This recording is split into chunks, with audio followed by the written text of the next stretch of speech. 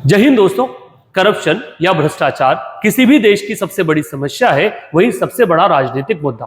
हर सत्ताधारी इधर यह दावा करता है कि उनके समय करप्शन निचले स्तर पर पहुंचा और विपक्ष ये दावा करता है कि अगर हम सत्ता में आए तो देश से करप्शन पूर्ण रूप से खत्म कर देंगे।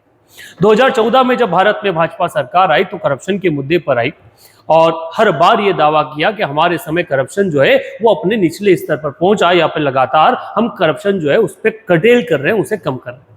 अरविंद केजरीवाल जिनकी विदाई अभी सत्ता से हुई, करप्शन के मुद्दे पर हुई। जब वो सत्ता में आए थे तब भी करप्शन के मुद्दे पर। एक तरफ जहां हर सरकार ये दावा कर रही है कि उनके समय करप्शन कम हुआ, वहीं पर एक ऑर्गेनाइजेशन ट्रांसपेरेंसी इंटरनेशनल का मानना है कि भारत में लगातार करप्शन बढ़ रहा है और इस कारण से भारत की जो रैंक है वो 3 पोजीशन गिर के 96 पर आ पहुंची। 2023 में जब हम 93 पोजीशन पे थे, अब 2024 की रिपोर्ट के आधार पर हम 96 पोजीशन पर आ गए इस ग्लोबल करप्शन इंडेक्स में। इंडिया का जो पोजीशन है वो करप्शन परसेप्शन इंडेक्स के आधार पर जो है वो लगातार डाउन हुआ और हमारी जो पोजीशन 2025 में जो 40 अंक हमने स्कोर किए थे इन द 100, अब हम कहां पर आप पहुंचे? अब हम 38 पर आप पहुंचे।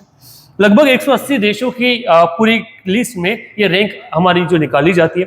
करप्शन परसेप्शन इंडेक्स के बारे में चर्चा की जाए तो ये पब्लिक सेक्टर करप्शन में मेजर करने वाला एक ग्लोबली रिकॉग्नाइज्ड इंडेक्स है, जहां विश्व के कई सारे लोगों से बात करके, इंडस्ट्रियल लीडर से बात कर इस इंडेक्स को प्रिपेयर करवाया जाता है। भारत के अगर पड़ोसियों के बारे में बात की जाए तो पाकिस्तान जो है वो 135 पोजीशन पे है, श्रीलंका 121 पे, बांग्लादेश सबसे नीचे 149 पोजीशन पे।